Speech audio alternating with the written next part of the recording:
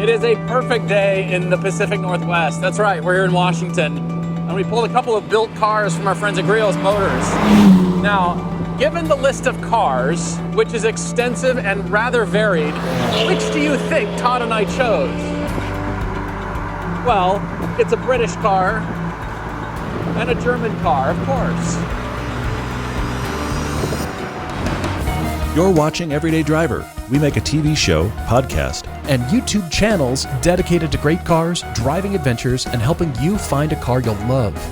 subscribe and hit the bell so you don't miss a thing. Growing up, my dad had two E-Types, one when I was a baby and one when I was about 8 to 12. Everything else we owned was unbelievably bland. The E-Type was the car that first lit my fascination with cars. But because my dad sold his last one when I was about 12, I never got to drive it. But now we have this one. This is called the E-Type Speedster. It's a 67 E-Type.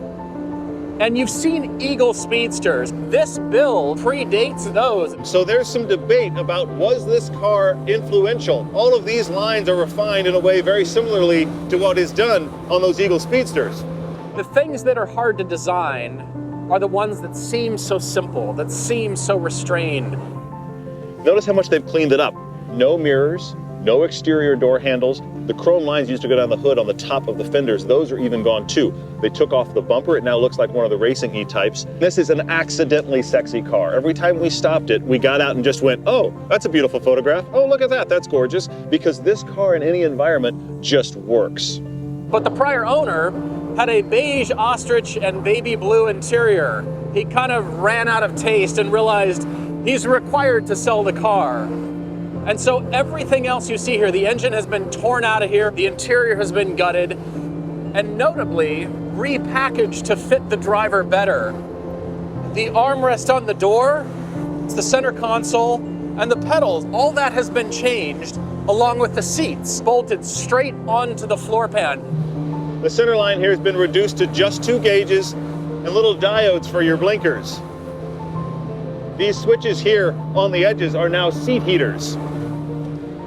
Now, in the process of trying to make this car more ergonomic, there's certain things you can't change. For example, your foot position on the gas pedal is just awkward. This transmission tunnel here, it actually digs into your leg. The place you want to put your leg is about 3 or 4 inches to the right of where it can actually go in the car. Now, if you were a smaller person, that's not an issue. For me, there's never a comfortable foot position. These are the sacrifices I would put up with to have this car.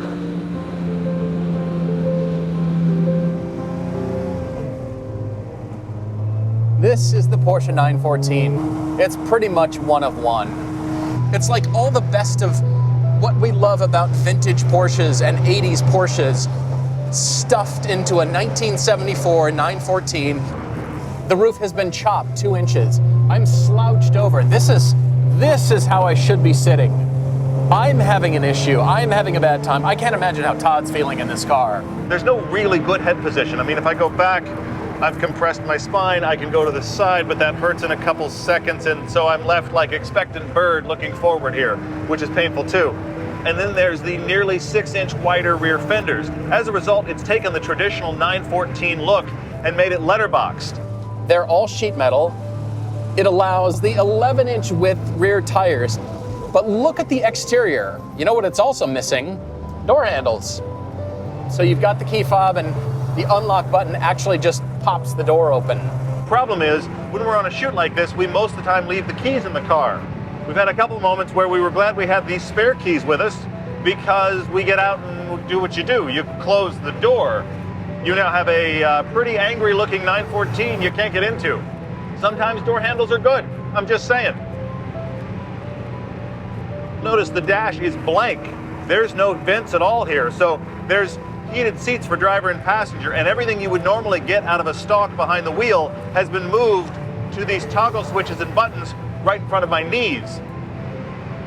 This car comes with a handy cheat sheet. It's a laminated sheet that tells you what all of the toggles and buttons do. Your turn signal is a left-right toggle switch right down here. You turn the key under the dash, you fire the starter button. It's one of the buttons on the left side. The horn is the button on the right. You can tell how much you remember how to drive the car by whether or not you get in it and fire the horn. I love the stance. I love the look to it.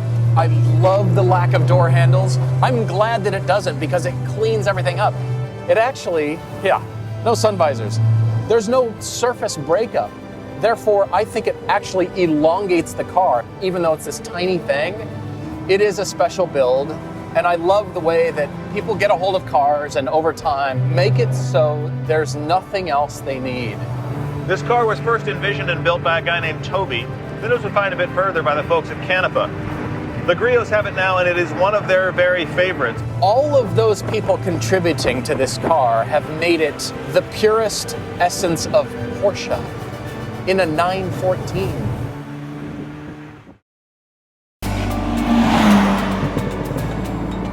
The engine in this car is their straight six. It's been fully rebuilt. It's just a smooth blat right out of the tailpipe. We keep talking about all the adjectives and ways of describing a purr. The engine was completely rebuilt. 3 carbs on new headers. Stock, this car has about 260 horsepower. This one is inching its way toward 300, but isn't quite there. Oh, you think only 300 horsepower? I almost don't care what the number is anymore. I care about blasting on this road. I did a daily triple yesterday in an E-Type. That was kind of nirvana for me. This has upgraded brakes, big Willwood brakes all the way around. Now, they're still not power brakes, so you've got to get on them, but there's plenty of stopping power there. Interestingly, the 914 feels fast all the time. This car actually doesn't feel fast all of the time. 80, 100 miles an hour feels quick, but doesn't feel like we're all gonna die. It just feels elegant and refined. It also feels like it's got straight cut gears because sometimes when you're trying to shift, it doesn't want to go into gear. I mean, it's like the teeth are touching each other dead on and you can't move the lever. But there's other times when it shifts so smoothly, you can't believe that you're interacting with a piece of metal. Second, oh, just a little blip of the throttle. The mechanics are so finely tuned on this. People fussed over this car just to get this driving experience out of it. Lucas Electrics, get home before dark. Last night we didn't actually, and the car quit running and it went home on a flatbed. So it's still a 1960s E-Type. This car started to let us down, but the battery was failing, and that was it. It wasn't the car's fault. New battery and it's running again. So okay, maybe it eats batteries, but when it's this nice, won't you just give it batteries? Wouldn't you just feed it a battery now and then?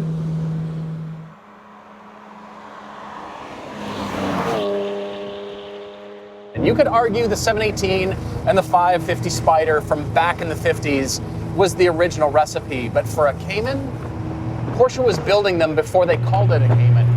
It's the unloved 914. The 914 was always an interesting, lightweight, truly mid-engine Porsche chassis. You would think it would be beloved, but it had Volkswagen engines in it at 90 horsepower and was kind of a hybrid of Porsche and Volkswagen before they were actually the same company. The people that have discovered these cars know what they're talking about. And usually, to get power out of these cars, there's a lot of people that drop a Chevy small block into this. But the builder, the original builder of this car, started with the 3.2 Carrera engine and then had PMO intake manifolds with Weber carbs screwed to the top. And you hear this giant sucking sound right behind your head.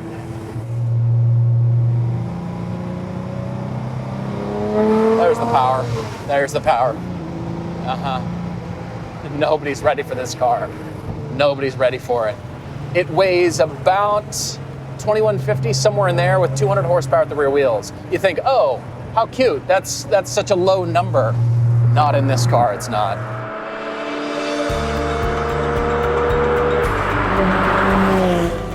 Going slowly in this car feels like you're going 100 everywhere you go. You're so low, but there's so much thrashing going on. And it's connected to a Porsche 915 transmission, which actually doesn't feel as crisp as the G50, but it does suit the character of the car. This feels like the greatest hits part spin from 1980s Porsche shoved into a 914. As a result, it has nearly double its original horsepower. When you floor this car, it just fires forward with a wiggle. You kind of have to stay on top of it. You have to control the fact that it wants to tramline and weave itself all over the road. It's kind of like stepping on a snake's tail. It's faster than you think and will not stay in a straight line.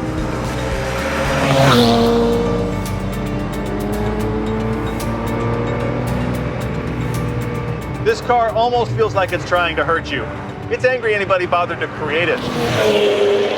Did I mention it's angry? I told you it's loud, right? Yeah, it's both. Everyday Driver is brought to you by Covercraft. Use the code EVERYDAY for 10% off your order.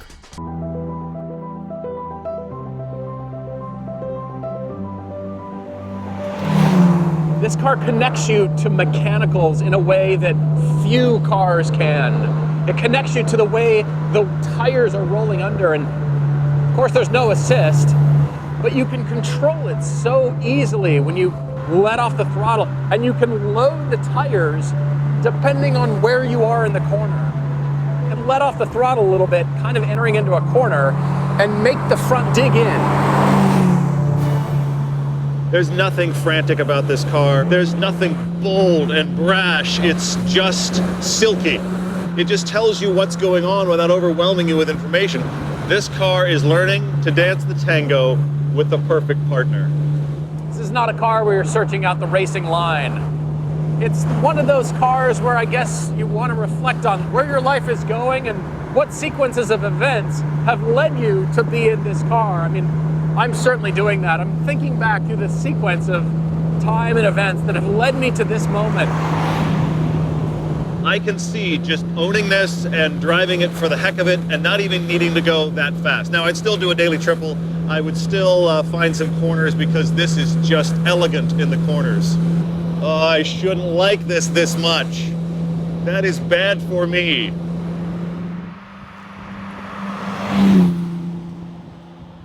People like to connect this 914 up to the Beetle and the Volkswagen Bus. It is neither of those. That flat 6 engine is right here behind your head, and its intake is pretty much ear level, so it screams at you all the time. That and the frantic steering make it feel like this car is always flying at an illegal speed. But the truth is, you can drive this car along at 30 and feel like you're going 70. It's really kind of brutal.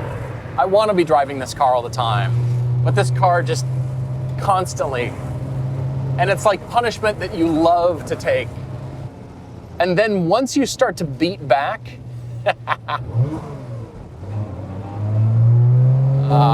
yeah, then it comes alive and it starts to reveal character. The measurements and the input on this car are very similar to angstrom units used to measure wavelengths of light. You can correct and you can decide 2 or 3 times before you even get to the corner. You have that much time, that much steering input. It jumps and pops and dodges over every little pothole and bump and seam. It might even be over-tired. The rear tires are 16s, but they're 11 inches wide on this tiny little car. The steering is just a fire hose of information. I mean, yeah, you've told me everything you could possibly tell me, but I'd like you to kind of back off the water pressure a bit. It has a presence and a grip on the road unlike any 911. It's like the best of all the 911 parts stuffed into this car. It turns up all your senses. Everybody says a car drives like a go-kart. Go-karts suck in comparison to this car.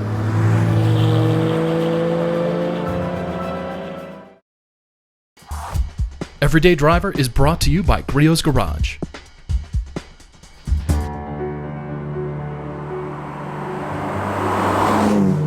I'm thrilled to drive this car. Huge thanks to the entire Griot's team for letting us pull these cars out of their garages. This is not a hard drive. I don't want to go out and push this car as hard as humanly possible and find the edges. This is a car I want to cruise in, and that's saying something, because I'm not a guy that likes to cruise. It's such an occasion car. It's like the reason to drink that expensive bottle of wine and have a party for no reason other than to just enjoy life. It's like they took a well-sorted stock E-Type and they improved everything 5%.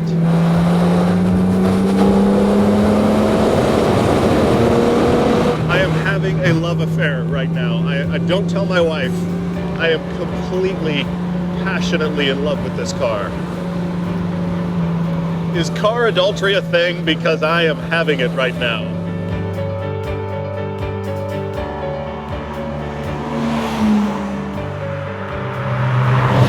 Some cars I don't forgive for being uncomfortable. They bug me a certain way.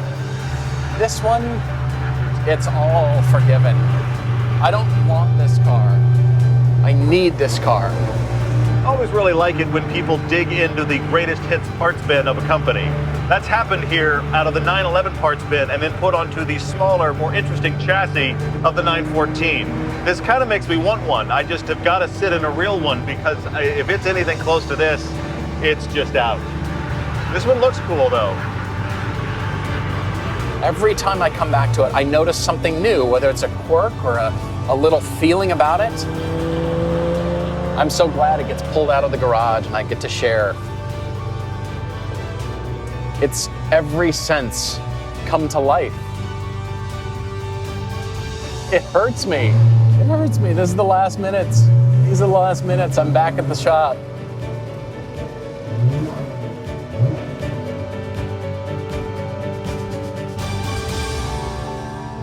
Driving these cars has justified a collection. You know, when you hear of people and they say, I've got a lot of cars, and you think, all right, now why do you have this car? Why do you have this car? These are my cars for different days. They do different things for me. The Jaguar is deeply sexy. It is unbelievable. But this car is the German, the things that I love about the Porsche experience deconstructed. I don't know how many builds quite like this are floating around out there. I think this is pretty close to the one, even though they do come with a 6-cylinder engine. And it's kind of perfect. Well, but it's getting that 200 rough horsepower out of the engine. That's the big thing. That's going to be a big thing. But keep your roof. That's my public service announcement here for your 914. I'm sorry, the E-Type is in another category for me here. And look, you may think it's a foregone conclusion because I already like this car, but then there's that meet your heroes thing. I was concerned. Now the person who needs to be concerned is my wife, because I like this car so much, she should be jealous. These are not the experiences that we typically drive, obviously. True. This is an adventure for us, and these do represent the cars that we constantly look for in low-priced cars, high-priced cars, whatever that is. I think enthusiasts everywhere continue to chase these two kinds of driving experiences. There's a purity of driving experience here. One of them is hair on fire, the other is more of a cruising car, but both of them, it's fantastic to drive cars like this. Thanks to Griot for having us out. They didn't give any restrictions. They just said, come drive these cars. And then we got here. The driving. They did. And then we got here, and some of you, apparently one of you out there took all our gear, but we're still doing it. We still drove them and we're sharing it with you. I'm shocked. It's not about horsepower in this car. It's almost not necessarily about the handling, even though it does dance when you get after it. It's everything you touch and interact with. It's the connection to the mechanics of the car that make you love cars again. This is that person you fall desperately in love with, but they have 2 or 3 things they do that just infuriate you, and you cannot believe they do those things. But when it's working, oh. When it's good, it's like nothing else you've ever imagined. That's this car. That's this Eagle Speedster.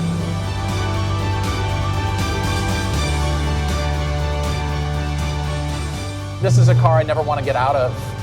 I want to give myself a headache with the engine. I just want to be part of this raw experience all the time. This is a wonderful little beast. I just wish it was a track car I could fit in instead of a road car that I can't.